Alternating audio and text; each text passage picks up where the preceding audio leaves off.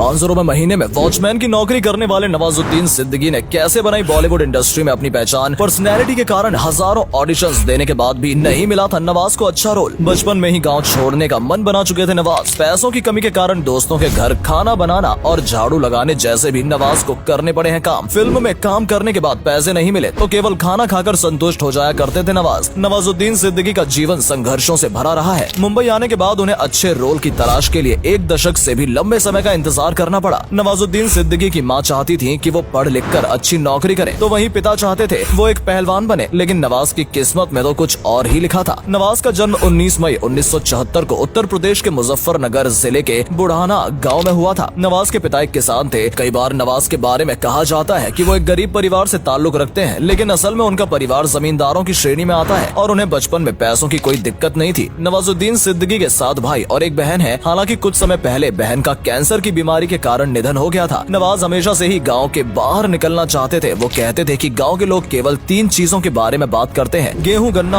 और उन्हें इन तीनों में से किसी भी चीज में दिलचस्पी नहीं थी। नवाज पूरे साल पैसे जोड़कर ईद या दिवाली के मौके पर शहर जाकर फिल्म देखा करते थे। नवाज ने हरिद्वार जाकर अपनी बीएससी की पढ़ाई पूरी की और उसके बाद वडोदरा की एक फार्मास्यूटिकल कंपनी में जॉब करने लगे। नवाज ने कुछ साल तक यहाँ पर काम तो किया, लेकिन इस काम को करने में उन्हें कोई खास मजा नहीं आता था। इसी दौरान उनके एक दोस्त ने उन्हें थिएटर दिखाया। थिएटर देखकर नवाज को काफी अच्छा लगा और उन्होंने मन बना लिया कि वो एक्टिंग करेंगे। नवाज को ऐसा लगने लगा कि यही वो काम है जिसके लिए उनका जन्म हुआ है। नवाज अपनी नौकरी छोड़कर दिल्ली आ गए और नेशनल स्कूल ऑफ ड्रामा में एडमिशन ले लिया, जहाँ पर उन्होंने 4 सालों तक एक्टिंग सीखी। इस दौरान कई प्लेज में उन्होंने छोटे मोटे रोल भी किए। नवाज को थिएटर में काम करने के बदले इतने पैसे नहीं मिलते थे कि वो अपने कमरे का किराया भर सके और खाना खा सके। इसके लिए उन्होंने नोएडा की एक टॉय फैक्ट्री में वॉचमैन की नौकरी की। सुबह से शाम तक वो वॉचमैन का काम किया करते थे और शाम के बाद थिएटर करते थे। वॉचमैन की नौकरी के लिए नवाज को सिक्योरिटी मनी डिपॉजिट करनी थी, जिसके लिए उन्होंने अपनी मां के गहने गिरवी रखवाए थे। ये अब दिल्ली में भी नवाज का मन नहीं लगता था और उन्हें अपना करियर और ऊंचाइयों तक ले जाना था। इसके बाद वो मुंबई आ गए, जहां उनके संघर्ष की असली कहानी शुरू हुई। नवाज को लगा था कि इतने सारे प्ले करने के बाद उन्हें मुंबई में छोटा मोटा रोल तो मिल ही जाएगा, फिल्मों में ना सही छोटे पर्दों पर तो उन्हें आसानी से काम मिल जाएगा। लेकिन नवाज जब भी इंटरव्यू देने जाते तो कास्टिंग डायरेक्टर उनकी पर्सनैलिटी देखकर ही उन्हें रिजेक्ट कर दिया करते थे। कुछ लोगों को उनकी एक्टिंग तो पसंद आती, लेकिन रंग रूप के कारण उन्हें रिजेक्शन का सामना करना पड़ता। नवाज का कहना है, इंडस्ट्री वालों को भिखारी के रोल के लिए 6 फुट का बंदा चाहिए होता था। एक बार तो नवाज को ये कहकर रिजेक्ट कर दिया गया कि तुम इतने काले हो, 2 एक्स्ट्रा लाइट तो केवल तुम्हारे ऊपर ही लगानी पड़ जाएंगी। लेकिन इन सब बातों से नवाज ने ना तो कभी अपना दिल छोटा किया और ना ही हार मानी। नवाज को आर्थिक तंगी का सामना करना पड़ा। इस दौरान उनकी मुलाकात नेशनल स्कूल ऑफ ड्रामा के कुछ दोस्तों से हुई और नवाज ने कहा कि क्या वो अपने साथ रह सकता है। नवाज के पास पैसे नहीं थे। दोस्तों ने कहा कि नवाज को रोजाना सबका खाना बनाना पड़ेगा और नवाज इसके लिए भी तैयार हो गए। लेकिन धीरे धीरे नवाज के दोस्त घर का सारा काम उनसे करवाने लगे। एक समय पर तो नवाज ने वापस घर जाने के बारे में भी सोचा, लेकिन उनके मन में ये भी ख्याल आया कि क्या मुंह लेकर अपने गाँव वो वापस जाएंगे और वापस जाने का प्लान टाल दिया। नवाज ने मुंबई में भी प्लेज में काम करना शुरू कर दिया। वैसे तो नवाज एक कॉमेडियन के तौर पर अपने करियर की शुरुआत करना चाहते थे, लेकिन उनका यह सपना पूरा नहीं हो पाया। फिल्म सरफरोश के जरिए नवाज ने बड़े पर्दे की दुनिया में कदम रखा। इस फिल्म में उनका रोल केवल 40 सेकंड का था। इसके बाद कुछ और फिल्मों में नवाज ने भीड़ में खड़े होने का ये पॉकेट मार जैसे रोल किए। एक बार अनुराग कश्यप ने नवाज का एक हिंदी प्ले देखा और उन्हें नवाज की एक्टिंग काफी पसंद आई, जिसके बाद अनुराग ने अपनी फिल्म ब्लैक फ्राइडे के लिए नवाज को कास्ट किया और इस फिल्म के बाद नवाजुद्दीन को एक्टर का तगमा हासिल हुआ। लेकिन नवाजुद्दीन को असली ब्रेक साल 2012 में आई फिल्म गैंग्स ऑफ वासेपुर से मिला था। इस फिल्म ने रातों रात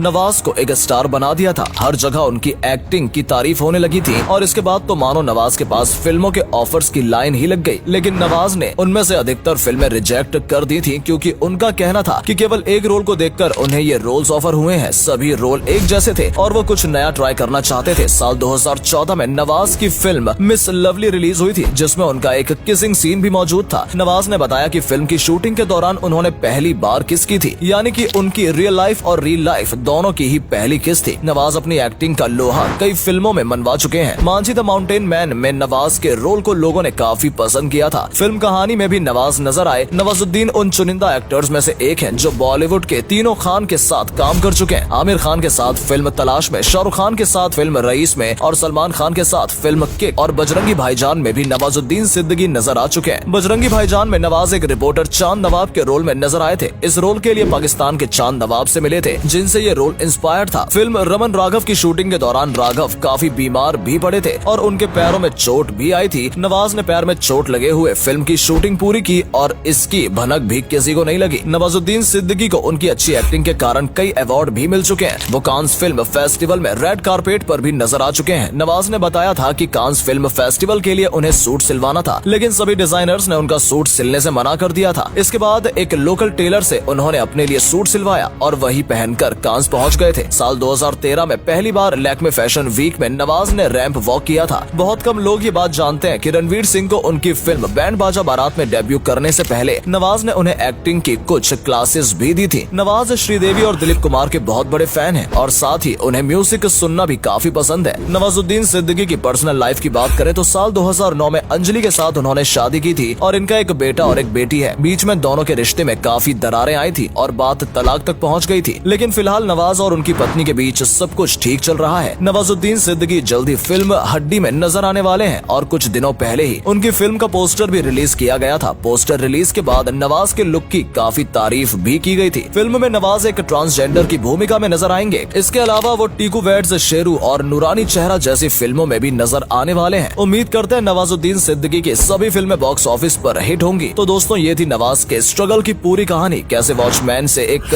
बड़े फिल्म स्टार बने, कैसा था उनका ये सफर। नवाज की ये कहानी कई लोगों के लिए प्रेरणा के समान है। आपको नवाजुद्दीन की कौन सी फिल्म सबसे ज्यादा पसंद है? कमेंट करके हमें जरूर बताइएगा। और अगर आपको भी नवाज की एक्टिंग अच्छी लगती है और उनके फैन है तो वीडियो को लाइक और शेयर अवश्य कर दे। धन्यवाद।